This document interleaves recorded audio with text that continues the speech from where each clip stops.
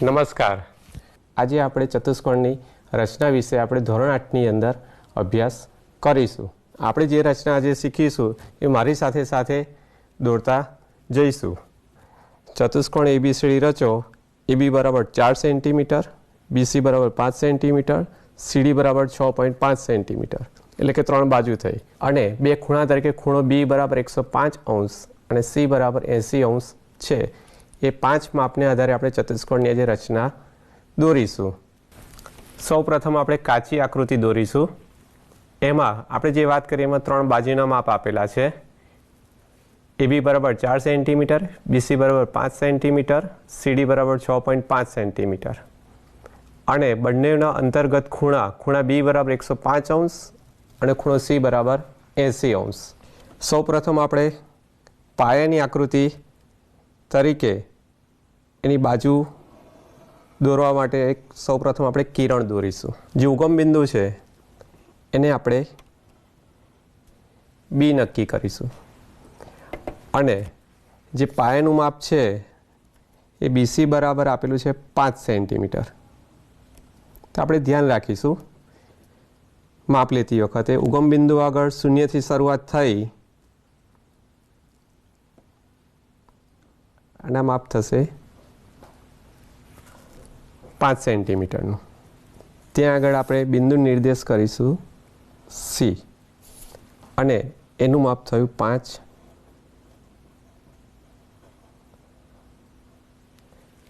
Centimetre. અંતર્ગત ખૂણો બીનું માપ આપ્યું છે 105 અંશ. એની રચના કરીશું. B આગળ 105 અંશ ખૂણાની. તો આપણે ખૂણો દોરતા પહેલાં જે ચાપ છે તો કોઈ પણ માપનું અનુકૂળ ત્રિજ્યા લઈ લેવાની. બીને કેન્દ્રને ધ્યાનમાં રાખીને ઉગમ બિંદુ આગળ મૂકી દઈશું. હવે જે કિરણ પર જે ઉગમ બિંદુમાંથી જે ચાપ રચ્યો તેના પરથી એક બીજો ચાપ મારીશું જે થશે 60 અંશનો.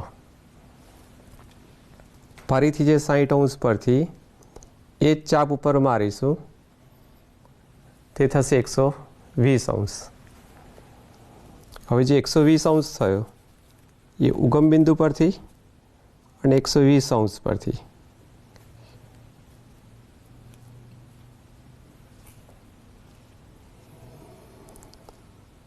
એને આપણે દર્શાવીશું. હવે પણ આપણે જોઈએ છે માપ 105. આ 60 છે અને 120 છે. તો 60 પરથી ને 120 પરથી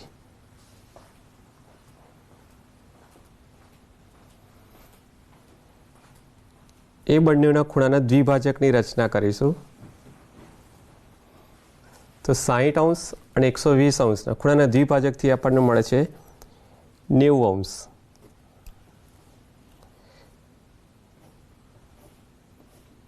જે આપણે ત્રુટક રેખાથી દર્શાવીશું તે આપણને ખ્યાલ આવશે કે સ્પષ્ટ લંબ જ છે. જોઈ શકો છો આ 90 અંશ. હવે આપણને 60 અંશ, 90 અંશ ને 120, જો 60 અને 120 ખૂણાની દ્વિભાજક કરીએ તો 90 અંશ મળે છે. તો એ જ રીતના આ 90 અંશ અને 120 અંશ એ બંને ખૂણાની દ્વિભાજકની રચના કરીશું તો આપણને કેટલું માપ મળશે? 105.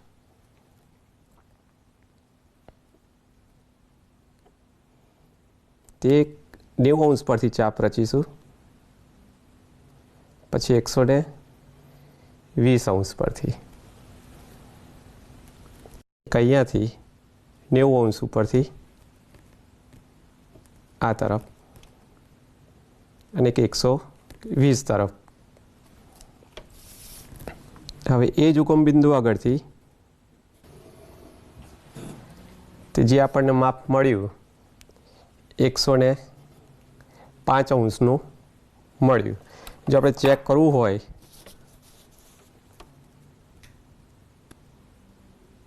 તો જોઈ શકીએ છીએ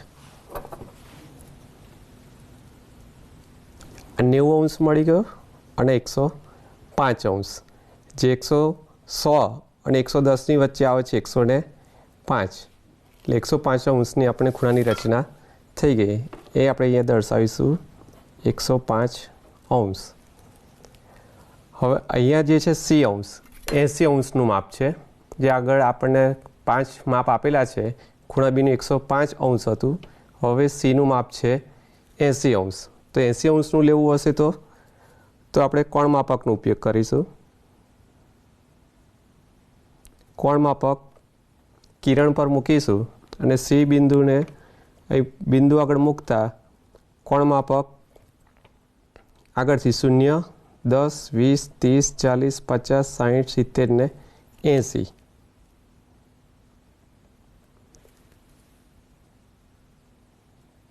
બરાબર. હવે એ જે 80 અંશનો ખૂણો રચાઈ ગયો સી બિંદુ તરફથી, ત્યાં આગળ આપણે કિરણ દોરી દઈશું.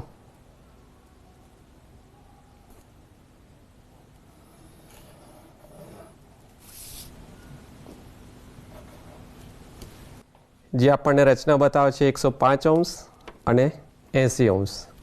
એ કિરણ બિંદુ પર વાય આપી દઈશું. હવે બે ખૂણા રચાઈ ગયા.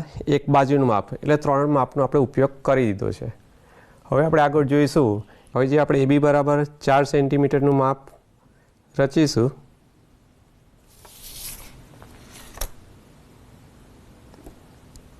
તો 105 અંશનું જે કિરણ દર્શાવ્યું છે બી ઉપરથી, ત્યાં આગળ 4 સેન્ટીમીટરનો ચાપ રચીશું અને ત્યાં બિંદુનું દર્શાવીશું એ, એટલે કે AB બરાબર થશે 4 સેન્ટીમીટર.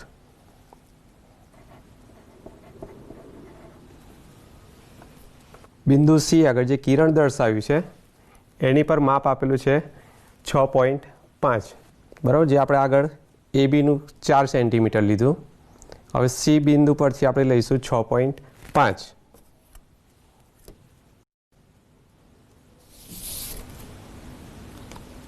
કિરણ CY ઉપરથી એક ચાપ રચીશું 6.5 સેન્ટીમીટરનો. આ રચનાની અંદર આપણે 5 માપનો ઉપયોગ કર્યો છે. સૌ પ્રથમ BC બરાબર 5 સેન્ટીમીટર લીધું. ત્યારબાદ ખૂણો B બરાબર 105 અંશ લીધા. ત્યારબાદ ખૂણો C બરાબર 80 અંશ લીધું. ત્યારબાદ ચોથું માપ 4 સેન્ટીમીટર લીધું AB બરાબર.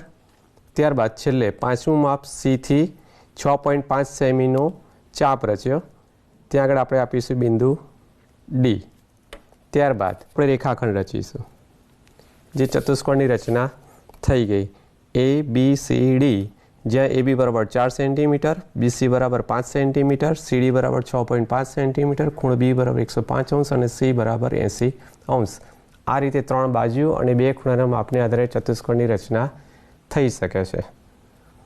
હવે એ જ રીતના આપણે ફરીથી બીજી એવી જ રચના જોઈએ, જેમાં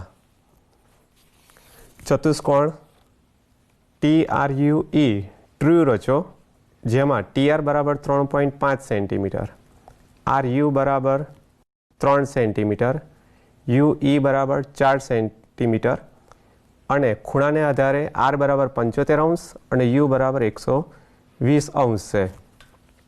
તો સૌ પ્રથમ આપણે હમણાં આગળ શીખી ગયા તેમ કાચી આકૃતિ દોરીશું. તો સૌ પ્રથમ આપણે RU બરાબર 3 સેન્ટીમીટરનું માપ ફૂટપટ્ટીના માપને આધારે લઈશું. તો પહેલાં તો આપણે સૌ પ્રથમ કિરણ દોરી દેવીશું. કિરણ છે એનું ઉદ્ભવ બિંદુ છે ત્યાં આગળ આપણે નામ આપી દઈશું R. પછી ત્યારબાદ આપણે એને 3 સેન્ટીમીટર લઈશું. ત્યાં આગળ U લખીશું અને એનું માપ હતું 3 સેન્ટીમીટર.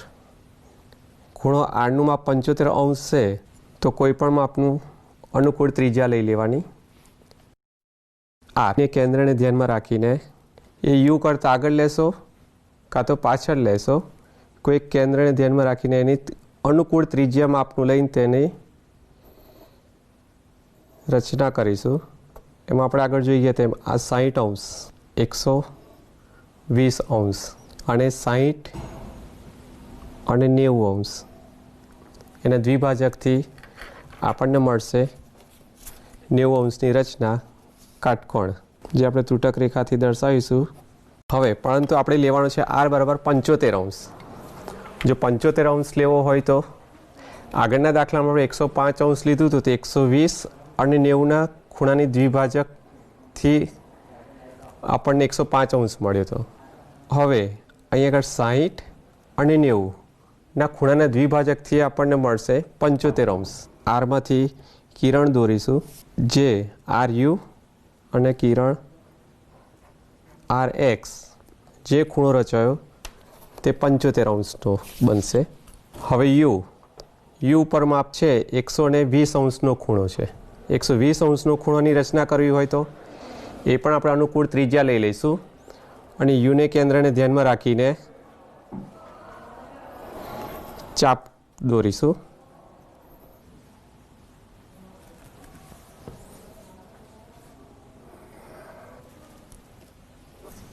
જે હવે યુ પરથી દોરવાનું છે.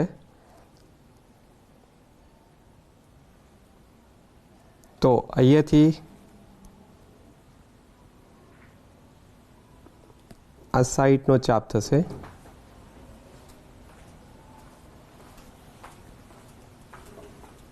અને 120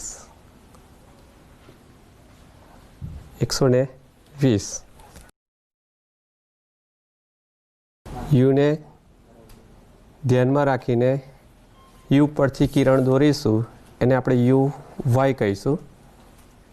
જે આર યુ અને યુ વાય એ અંતર્ગત જે ખૂણો રચાયો 120 અંશનો રચાયો. આર્કનું માપ 75 અંશ મળ્યું,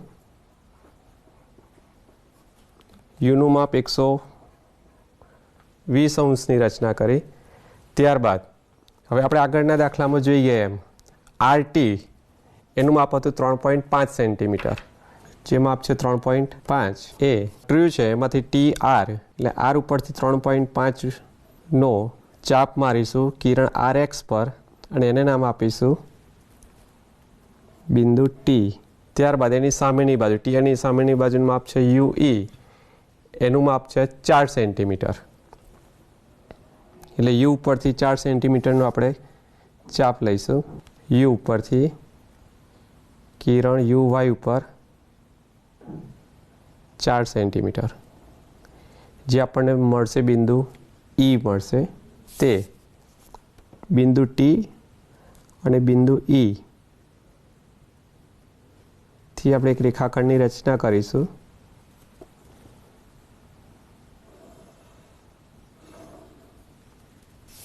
જે આપણને ચતુષ્કોણ ટી આર યુ ઈ મળી ગયો. એ જે આપણે માપ લીધું એ લખીશું 3.5 સેન્ટીમીટર અને અહીંયા યુ ઈ બરાબર 4 સેન્ટીમીટર. એટલે આપેલા 5 માપના ઉપયોગથી આપણે એક ચતુષ્કોણની રચના કરી, જેમાં 3 બાજુ અને 2 ખૂણાથી આપણે એક ચતુષ્કોણની રચના દોરી શકાય છે. રચના એ શું છે? પાયાની બાબત છે. નમસ્કાર.